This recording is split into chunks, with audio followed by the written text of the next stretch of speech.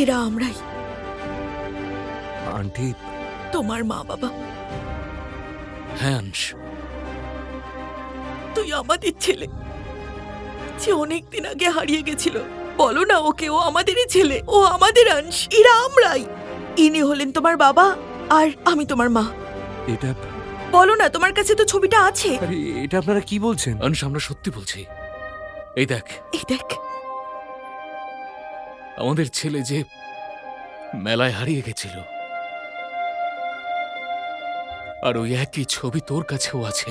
না না না না আঙ্কেল, আমার ছোটবেলায় এরকম কিছুই হয়নি। এটা সত্যি বলছি আমরা, তুই আমাদেরই অংশ, আমাদের সত্যি বলছি। ছেলে। হ্যাঁ অংশ, আমরা সত্যি বলছি।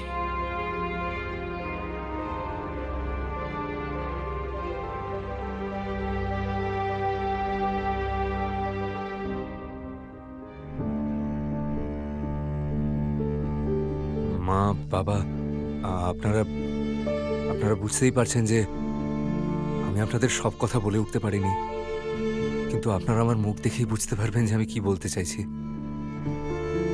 আমি সত্যি খুব খুশি যে আপনাদের আমি পেয়েছি।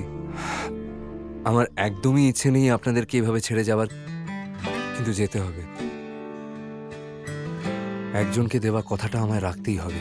এক্ষুনি যার মেসেজ এলো সে একজন মেয়ে, তো তার সঙ্গে দেখা করতে যাচ্ছিস তো? তাহলে আমরাও একসঙ্গে যাব, দেখা করে নি নিজের বৌমার সঙ্গে। তুই আয়, আমরা বাইরে অপেক্ষা করছি।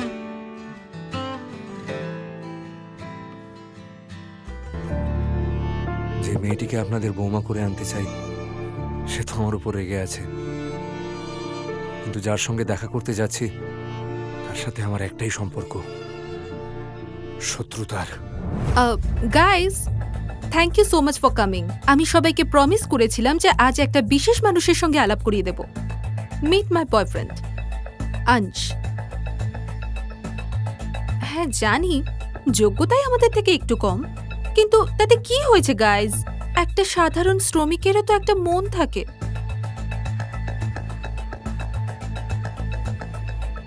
একটা ভাড়া করা জামা পরে লেজ নাড়তে নাড়তে চলে এসেছিস? এই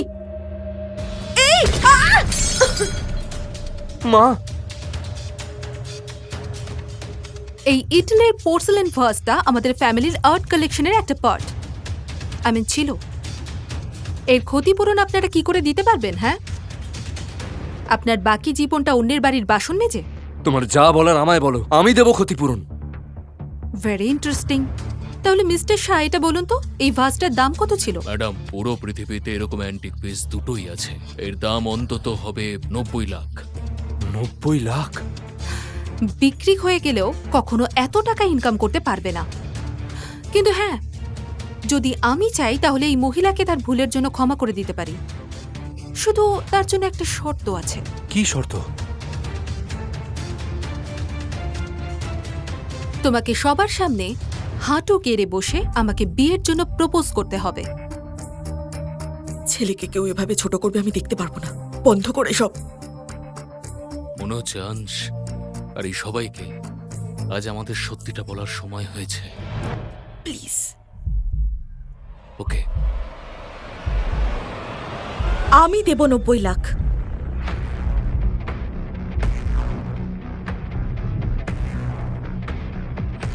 আমি দেব 90 লাখ টাকা। তুমি, তোমার নাম এস সামথিং, রাইট? শালিনী। তোমাকে একটু মনে করিয়ে দিই, তুমি হলে আমার বাবার সেক্রেটারি, আর তোমার স্যালারি 2 লাখ টাকা। ইউনো, তোমার এতগুলো টাকা রোজগার করতে 50 বছর লেগে যাবে। বা হয়তো 50 সেকেন্ডও লাগবে না। ওই যে আমার নামে এস আছে, শালিনী সাক্সেনা, প্রতাপ সাক্সেনার মেয়ে আমি। সেই প্রতাপ সাক্সেনা যে মুম্বাইয়ের নায়কদের সমস্ত বিজনেস হ্যান্ডেল করে। শালিনী? সরি অংশ, আমি তোমাকে এই কথাগুলো বলিনি। অ্যাকচুয়ালি একটা উদ্দেশ্য নিয়ে এসেছিলাম। Very nice, very nice.